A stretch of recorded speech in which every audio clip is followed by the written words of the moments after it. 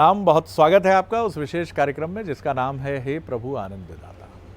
और आज का विषय जिस पर हम बात कर रहे हैं वो उत्तर भारत के, और उत्तर भारत में ख़ास तौर से उत्तर प्रदेश, पूर्वी उत्तर प्रदेश और पूर्वी उत्तर प्रदेश से आगे चलें तो बिहार का एक बड़ा हिस्सा, वहाँ एक अद्भुत पर्व मनाया जाता है जिसका विस्तार अब इस विशाल भारत में अनेक जगह हो चुका है, जिसे हम छठ पर्व या छठ मैया के पर्व के नाम से भी जानते हैं।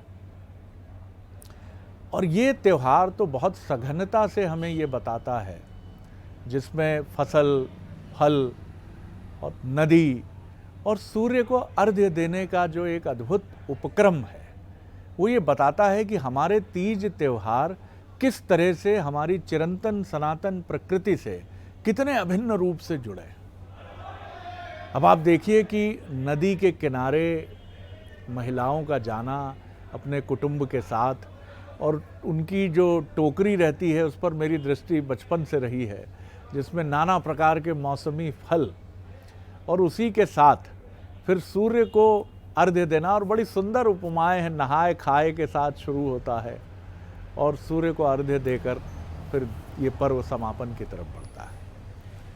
और जिस तरह से प्रकृति अभिन्न रूप से इस पूरे पर्व में गुथी हुई है और सूर्य की उपासना और सूर्य के महत्व को रेखांकित करती है, वो तो अद्भुत ही है। रामायण में भी एक प्रसंग बड़ा अद्भुत है, जब अगस्त्य मुनि आदित्य हृदय स्तोत्र का पारायण करने का परामर्श भगवान राम को देते हैं, और आदित्य हृदय स्तोत्र का पारायण करने के बाद राम पुनः तेजस्वीवान होते हैं और फिर रावण का वध करते हैं। तो सूर्य दरअसल शक्ति का ही केंद्र है। सूर्य ना हो वैज्ञानिक रूप से भी तो इस धरा पर हाहाकार मच जाए। सूर्य जब वर्षा और शीत ऋतु में कोहरे के बाद सूर्य का स्वागत हम ऐसे करते हैं कि जैसे कोई विरह से पीड़ित व्यक्ति लंबे समय बाद अपने प्रियजन को देखता है। तो सूर्य, प्रकृति, हमारे पर्व जानेंगे मानस मर्मज्ञ भगवत गीता के अध्येता प्रोफेसर सुरेंद्र बिहारी गोस्वामी जी से। छठ पूजा, प्रणाम, बधाई और शुभकामनाएं आपको भी बहुत बहुत, सभी और दर्शकों को भी जी। बंसल न्यूज़ के दर्शकों के माध्यम से मैं भी अपनी हार्दिक बधाई देता हूं, क्योंकि छठी मैया जो हैं वो मेरे जीवन की आराध्य हैं। मैं नित्य उनकी सेवा में अपने आप को अनुभूति करता हूं जी। आपने छठ पूजा का नाम लिया तो अंतर्चित्त में बिल्कुल आनंद की हिलोरें उड़ गई है। ये बड़ी वैज्ञानिक पृष्ठभूमि के साथ, आध्यात्मिक पृष्ठभूमि के साथ, पौराणिक और वैदिक पृष्ठभूमि के साथ सनातन संस्कृति की आत्मा पर चिंतन आपसे कर रहा हूँ। वाह। आप ध्यान रखिए जी। जैसे ही काल ने त्रिगुणात्मक प्रकृति के साथ विचलन उत्पन्न किया, महतत्व प्रकट हुआ। महतत्व के प्रकट होने से शब्द, स्पर्श, रूप, रस, गंध और इनकी तन्मात्राएं प्रकट हुई। शब्द के प्रकट होने से आकाश प्रकट हो गया, उनकी तन्मात्रा। स्पर्श के प्रकट होने से वायु प्रकट हो गया, उनकी आत्मा। और जैसे ही रूप तन्मात्रा प्रकट हुई स्पर्श के साथ में, वैसे ही तेज पुंज के रूप में सूर्य का प्रकाश हो गया। सृष्टि के निर्माण की प्रारंभिक प्रक्रिया पर चिंतन आपसे कर रहा हूँ। उगते सूरज को तो सब नमस्कार करते हैं शरद जी।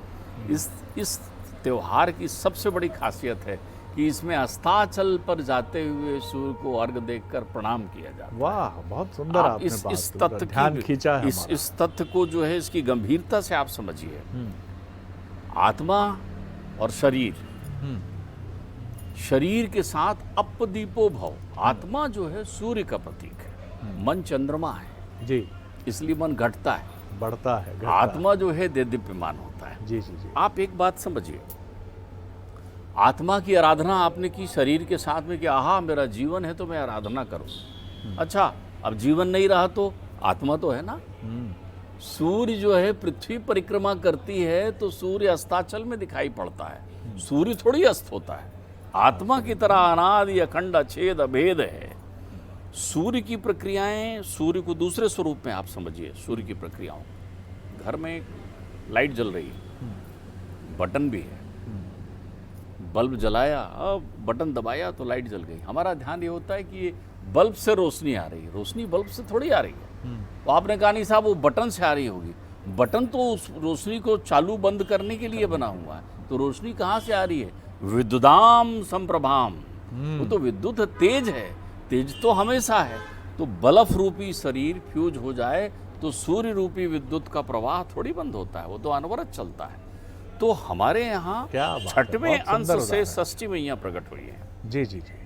प्रकृति के छठवें अंश से षष्ठी मैया षष्ठी प्रकट मैया हुई प्रकट है। और षष्ठी मैया जब प्रकट हुई तो वो आई ही संसार के रक्षा के लिए। वो देवसेना कहलाती हैं भगवती षष्ठी जो है।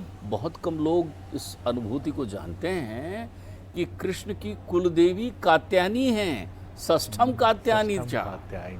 हाँ, जो ठीक, ठीक, ठीक। ब्रज है, ब्रज धाम में केश तीर्थ से बना है। जो महासती हुई हैं उनके केश जहाँ गिरे थे वहाँ कात्यायनी ने स्वरूप लिया है, और कात्यायनी के प्रभाव से ही राधा रानी प्रकट हुई हैं। तो कृष्ण की कुलदेवी हैं कात्यायनी। और कात्यायनी जो होती है, छठ की पूजा जो है, छठ जो है कुल पूजा है। वस्तुतः अगर देखा जाए तो सनातन संस्कृति में जितने भी देदीप्यमान लोग हैं उन्होंने कात्यायनी को प्रणाम किया है, क्योंकि कात्यायनी शिशु से लेकर के और युवा होने तक और वृद्ध होने तक रक्षा करती हैं। कात्यायनी मैया जो है सौभाग्य का अपरिमित वरदान देती हैं। कात्यायनी के प्रभाव से भाई सवाल ये है, जब आपके परिवार में सभी सुरक्षित रहेंगे तो आप सौभाग्यवती रहेंगे ना। तो सौभाग्यवती स्त्रियां जो है मांग में सिंदूर भरकर उस कात्यायनी से प्रकट हुए तेज को प्रणाम करती हैं, छठी मैया को, और जल का स्पर्श करके तर्पण प्रदान करती हैं। याम मेधाम देवगुणा पितरश्या पास्ते तया मामद्य मेदियाने मेधा विनम कुरु। बुद्धि की प्रदाता हैं सूर्य। आप सद्बुद्धि में रहें, आप सत्संग में रहें, इसलिए सूर्य को प्रणाम किया जाता है। और सूर्य तब प्रसन्न होते हैं जब आप प्रकृति को की पूजा करते हो। ध्यान रखिए, जल, धरती, वायु, आकाश, पृथ्वी इत्यादि ये सारी प्रकृति की पूजा इसमें शामिल है। ये पांचों तत्व उसमें शामिल हैं। तेज की आराधना करने का अर्थ है कि पंच तत्व की आराधना आप कर रहे हैं। तो षष्ठी मैया जो है वो सूर्य की भी अधिष्ठात्री देवी है। इसलिए छठी मैया को याद करके, और ध्यान रखिए जितने लोग इस आराधना को करते हैं, मैं तो आपसे कहूँ कि किसने कहा कि उत्तर भारत के लोग ही इसकी आराधना करें? उत्तर भारत के लोग इसलिए इसकी आराधना करते हैं क्योंकि उत्तर में ऋषियों ने इस रहस्य को जाना था। जी, ऋषियों ने अपने ध्यान योग से मैया षष्ठी के दर्शन किए। मैया षष्ठी का प्रकाट्य हुआ। मैया षष्ठी स्तंभित करती, मैया षष्ठी प्रकट करती, मैया षष्ठी गतिशीलता प्रदान करती। जो षष्ठी की आराधना करता है उनके परिवार में आकस्मिक क्षति नहीं होती। अच्छा जी। आपके जीवन में जो आकस्मिकता है, अरे यकायक मालूम चला, अरे इसका निधन हो गया, उसका वो हो गया, ये बीमारी आ गई, वो बीमारी आ गई, निरोग रहेगा आपका घर। तो सूर्य की षष्ठी मैया की आराधना का सबसे पहला फल ये है, निरोग रहेगा घर। अब आप मुझे बताइए, आत्मा को तृप्त कैसे करेंगे आप? प्राण से करेंगे ना। प्राण से करेंगे जी। प्राण ठीक है तो आत्मा ठीक है। प्राण किस तत्व की से बनता है? देखिए ध्यान रखिएगा, जल से 3 तत्व बनते हैं। जल का जो स्थूल भाग है वो मूत्र बन जाता है। मैं आपको उपनिषदीय व्याख्या कर रहा हूँ, लेकिन सहजता से समझाने का प्रयत्न कर रहा हूँ। जल का जो स्थूल भाग है वो मूत्र बन जाता है जी। जो मध्यम भाग है वो रक्त बनता है, और जो सूक्ष्म भाग है वो प्राण बन जाता है। वो प्राण को तृप्त करता है। तभी तो प्यास लगने पर आप क्या कहते हैं? अरे और मेरे कंठ सूख रहा है, प्राण संकट में। प्राण का संबंध जल से जोड़ते हैं, आप ध्यान रखिएगा। तो प्राण तत्व को अर्पित करते हैं आत्मा को, प्राण तत्व को अर्पित करते हैं आत्मा रूपी सूर्य को। वो है तर्पण। विज्ञान कहाँ कह रहा है? अब आप देखिए, चतुर्मास चल रहा है। ये चतुर्मास के काल, चतुर्मास के काल में अब खटखटाने की बारी आ रही है। आप खटखटा रहे हैं किनको? ईश्वर को, कि प्रभु अब चतुर्मास पूर्ण हुआ, अब अपनी कृपा बरसाइए। प्रकृति के रूप में खेत खलिहान हमें अनुमति प्रदान करना है आपको। अब संसार के जीवन में आना है। तो देव उठनी एकादशी के पहले छठी मैया के माध्यम से सूर्य की आराधना करते हुए सूर्य को उत्तरायण होने से पूर्व प्रणाम करते हैं। बहुत सुंदर, बहुत क्योंकि अब सूर्य जो है उत्तरायण हो जाएंगे ना। आप विज्ञान समझिए, ऐसा नहीं भारतीय मनीषा को देखिए आप, तो वाह। हमने इन तथ्यों को नहीं समझा। हम तो ये समझे अरे बहुत से लोग वहाँ इकट्ठे होते हैं। अरे षष्ठी मैया का यदि ध्यान नहीं कर रहे हो तो तुम्हारे जीवन में संतान नहीं आएगी योग्य, सपूत नहीं होंगे तुम्हारे घर में, कलह रहेगी तुम्हारे घर में, सौभाग्यवती स्त्रियों का अभाव हो जाएगा तुम्हारे जीवन में, फिर तुम्हारे अंतर्चित्त में आत्मा का शुद्धिकरण खतरे में पड़ जाएगा। आत्मा तो परम शुद्ध है, विकार कहाँ आते हैं? मन में। चंद्रमा मनसो, मन है चंद्रमा। तो इस मना शुद्धेन के लिए आप तर्पण कर रहे हैं वहाँ पर। तो मैं तो यही निवेदन करूँगा कि प्रत्येक परिवार के व्यक्ति को छठी मैया का ध्यान करना चाहिए। अच्छा, लोग कहते हैं नहीं हमें छठी मैया जानते नहीं। अच्छा, जब तुम्हारा बच्चा होता है, नया नवजात तुम्हारे घर में आता है, तो छठवें दिन किसकी पूजा करते हो? लोग पूछते हैं ना बोलचाल में, छठी हो गई भैया तो शुद्धि हो गई, छठी हो गई तो शुद्धि हो गई। अर्थात छठ होने तक शिशु स्वस्थ प्रसन्न चित्त है, छठ होने तक शिशु स्वस्थ प्रसन्न चित्त है। तो मैया ने उसे अपने गोद में पूरी तरीके से परिपक्व करके आशीर्वाद स्वरूप आपको प्रदान किया है। बच्चे के जन्म में ये 6 दिन बड़े महत्वपूर्ण होते हैं। तो इन 6 दिनों को मैया ने पार कर दिया। आप ध्यान रखिएगा, इन्हीं 6 दिनों में पूतना आती है। कृष्ण के यहाँ भी कात्यायनी है अधिष्ठात्री जी। और छठवें दिन का नेंग चल रहा है। कृष्ण के यहाँ छठी का नेंग है। नंद जी गए वसुदेव जी से मिलने कारागार में। वसुदेव जी कहते हैं भैया तुम जल्दी जाओ, शिशु वधिका पूतना वहाँ पहुँची हुई है, पूतना हरिमारन धाई वहाँ पहुँची हुई है। तो बोले फिर वहाँ जाओ। अब इधर तो यशोदा मैया ने षष्ठी देवी को मना लिया है ना, तो जैसे ही वो अब तो उनकी गोद में है, परमात्मा तो स्वयं प्रकृति की गोद में है, पल्ले में। वो देखते हैं, वो कहते हैं अरे ये थोड़ी दूसरी प्रकार की माँ आ गई है भाई, लेकिन अब माँ तो माँ है ना, सम्मान तो माँ का देना होगा ना। तो स्तनपान करते हुए पूतना के प्राण लेते हैं और गति माँ की देते हैं, क्योंकि किस दिन आई है? षष्ठी के दिन आई है। यही है छठी मैया, ये छठी मैया जिन्होंने परमात्मा कृष्ण की भी रक्षा की है। ये मान सकते हैं आप, ये कह सकते हैं, क्योंकि प्रकृति है वो, उनने ही रक्षा की है, उनका दायित्व ही रक्षा करना है। तो जो लोग सूर्य की आराधना ये समझते हैं कि सुबह सुबह होती है, वो समझ लें तुम हो तब भी सूर्य है आत्मरूप में, और जब तुम नहीं रहोगे तब भी आत्मरूप में होगा। लेकिन जब तुम नहीं रहोगे तो उत्तरायण में जाओ, ताकि ओंकार का नाद करते हुए उत्तरायण के देवता का स्पर्श करते हुए सूर्य लोक में जाओ, और सूर्य ही तुमको परम लोक में प्रेषित करेंगे। उसके बाद जन्म नहीं लेना पड़ेगा, आपकी मुक्ति हो जाएगी। इसलिए अस्ताचल सूर्य की आराधना अर्थात संध्या की आराधना, और वो संध्या का पूजन जो सावित्री को से तुम्हें सीधे मिला देगी। तो षष्ठी के इस गूढ़ अर्थों को समझना होगा। आप ध्यान रखिए, हमारे यहाँ जितने भी व्रत पूजन सब में विज्ञान है, सब में विज्ञान है। आप इसको क्रम ऐसा समझिए, आप ज्ञान प्राप्त करते हैं, ठीक है, आपने ज्ञान प्राप्त कर लिया, ज्ञान प्राप्त करके विशिष्ट ज्ञान प्राप्त करते हैं जिसे विज्ञान कहते हैं। अच्छा, विज्ञान भी प्राप्त कर लिया, फिर क्या करेंगे?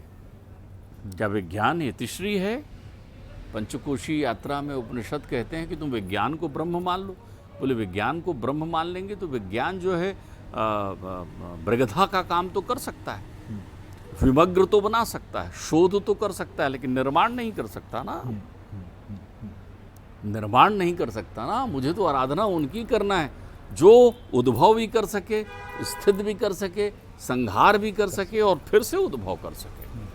तो मुझे उस विधाता की आराधना करना है ना। तो वो विधाता कौन है, किसकी आराधना करें हम? बहुत सुंदर। तो ध्यान रखिएगा, हमारे यहाँ क्या है, विज्ञान के बाद में अध्यात्म शुरू होता है। बिल्कुल सही बात है। और अध्यात्म का सूत्र जो है, ध्यान रखो, षष्ठी देवी की पूजा करोगे ना तो छठी इंद्री जागृत हो जाएगी आप। बिल्कुल ठीक है। जिसे मन कहते हैं, मन शुद्ध हो जाएगा। मैं कुछ उन युवाओं के लिए या कुछ ऐसे लोगों के लिए ये बात ज़रूर कहना चाहूँगा गोस्वामी जी, कि आप में से बहुत सारे लोग जब इस तरह की प्रतिस्थापना को देखते हैं या स्थापना को देखते हैं तो आप सोचते हैं कि क्या ऐसा हो सकता है कि किसी देवी के आराधना से सारे संकट घट जाएं। लेकिन ये देखने का एक दृष्टिकोण है, एक नज़रिया है। इसीलिए हमारे जो भी महापुरुष हैं, चाहे आप किसी भी धर्म के हों, आप देखें उनके जीवन में संघर्ष है। क्राइस्ट अब आप कहें अवतारी पुरुष हैं, अवतारी पुरुष हैं तो इतना कष्ट खून शरीर से क्यों निकल रहा है? राम और कृष्ण की बात तो हम पहले भी कर चुके कि कितना कष्ट उठाया। प्रोफेट मोहम्मद साहब की बात करें तो शहादत हुई उनकी मैदान में और बड़ा भारी युद्ध था। तो आप इस जीवन में आए हैं तो लड़ेंगे, संघर्ष करेंगे, लेकिन कोई आशा का दीप आपके मन में होता है। जैसे एक आधुनिक वाहन हमारे पास होता है तो हम कहते हैं बड़ी आसानी से इंदौर पहुंच जाएंगे, गाड़ी बड़ी अच्छी है, एक आशा का तत्व होता है। हॉस्पिटल्स बहुत अच्छे हैं तो आप कहते हैं कोई चुनौती अगर आई, ईश्वर न करे, तो बहुत जल्दी सब कुछ उपलब्ध है, यहाँ आसपास सब कुछ बड़ा रिच है। तो वो सत्ता जिसे हम डिवाइन अथॉरिटी कहते हैं, देवीय सत्ता कहते हैं, या सत्ता शब्द हटा दीजिए, ईश्वरीय व्यवस्था कहते हैं या अद्वैत कहते हैं, वो हमारे आत्मबल और मनोबल का एक बड़ा कारण है। और भले ही आपकी जैसी भी आस्था हो, लेकिन ये मनोबल अगर किसी भी रूप में आपके आसपास हो, उस पर ज़्यादा रोशनी प्रोफेसर गोस्वामी डालेंगे। जी देखिए, मैं ये आपका मनोबल संदर्भ तो बहुत उत्तम है, लेकिन मुझे एक विशेष बात भी स्मरण में आ गई है। आप ध्यान रखिए, षष्ठी मैया कितनी कल्याणकारी है। उनके अद्भुत कल्याण की व्याख्या से भागवत का ये प्रसंग तो इतना पावन हो चुका है कि इसकी मीमांसा सबको समझना चाहिए। 16,000 गोप सखियां, गोप कन्याएं 16,000 एक साथ एकत्रित हैं यमुना के तट पर। जी जी। और मट्टी से, मृतिका से बना के रखा है कात्यायनी देवी को। यही अवसर है और कात्यायनी की पूजा कर रही है। और कात्यायनी की पूजा कर रही हैं, यमुना से जल का तर्पण करके सूर्य की आराधना कर रही हैं और कात्यायनी का पूजन कर रही हैं। वो सब के सब कृष्ण को अपना स्वामी चाहती हैं। जी जी जी। सब के सब हाँ, उन 7 वर्षीय कृष्ण को अपना स्वामी चाहती हैं। लोग कृष्ण की अवस्था देख रहे हैं, वो परमात्मा को आत्मा में समाहित करना चाहती हैं। क्या बात है। भगवती कात्यायनी की कितनी कृपा होती है। भगवान पिता रात्रि शरदोत फुल्ल मल्लिका वीक्षरंतु मनश्चक्रे योग माया उपासिता। शरद पूर्णिमा को बांसुरी बजाकर बुलाते हैं सारी आत्माओं को, और सारी आत्माओं को परम तत्व परमात्मा की अनुभूति कराते हैं कात्यायनी के प्रसाद से, क्योंकि उन्होंने कात्यायनी की आराधना की, भगवती षष्ठी की। तो आप ध्यान रखिए। और आप एक बात समझिए, आज के युवाओं को आपने एक बड़ी अच्छी बात कही है, उस पर मैं अपनी एक टिप्पणी करना चाहता हूँ।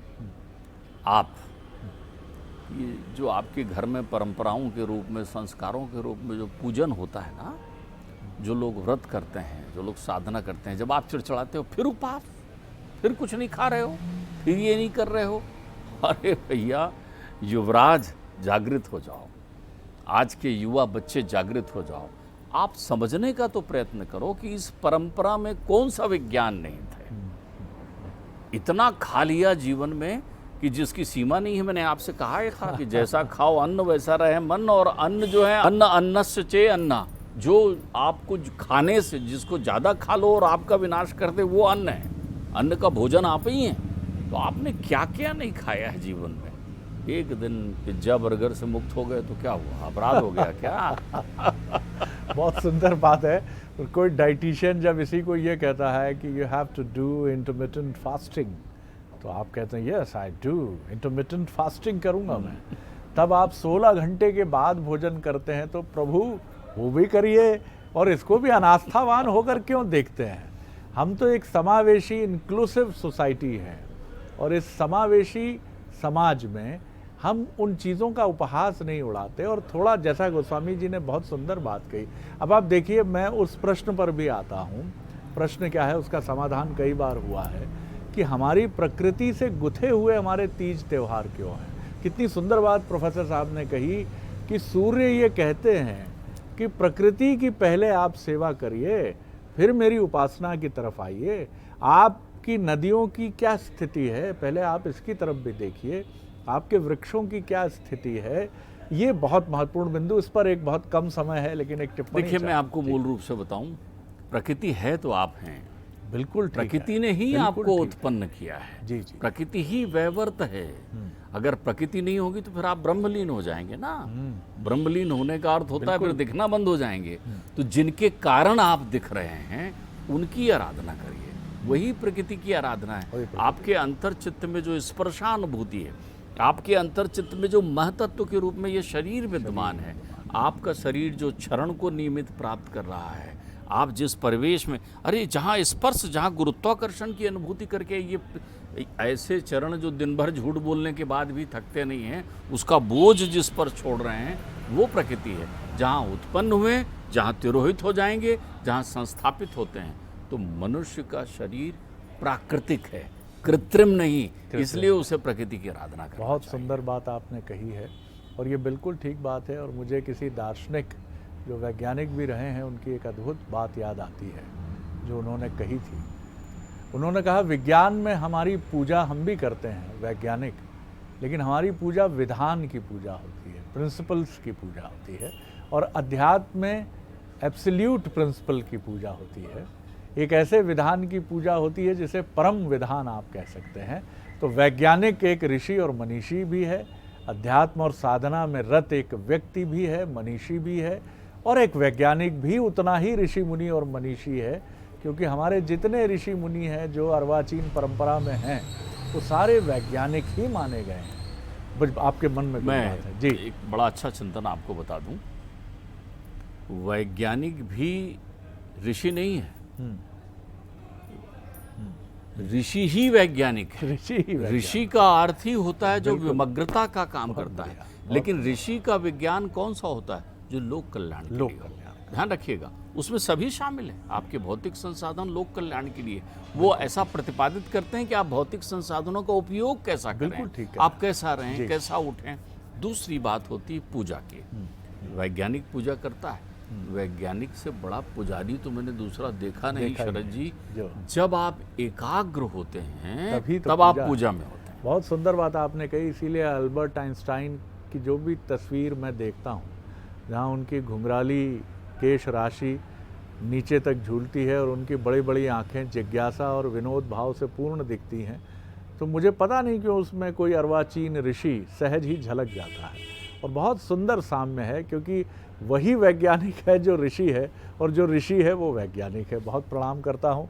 और आज आपने छठी मैया और सूर्य देव के विधान के अद्भुत पर्व का जिस तरह हम लोगों को साथ इसकी तमाम गाथाएं बांटी हैं, मैं समझता हूँ लंबे समय तक हमारी स्मृतियों में रहेगा। बहुत धन्यवाद आपको। अगले अंक में एक और नए विषय के साथ उपस्थित होंगे एपिसोड में। प्रणाम।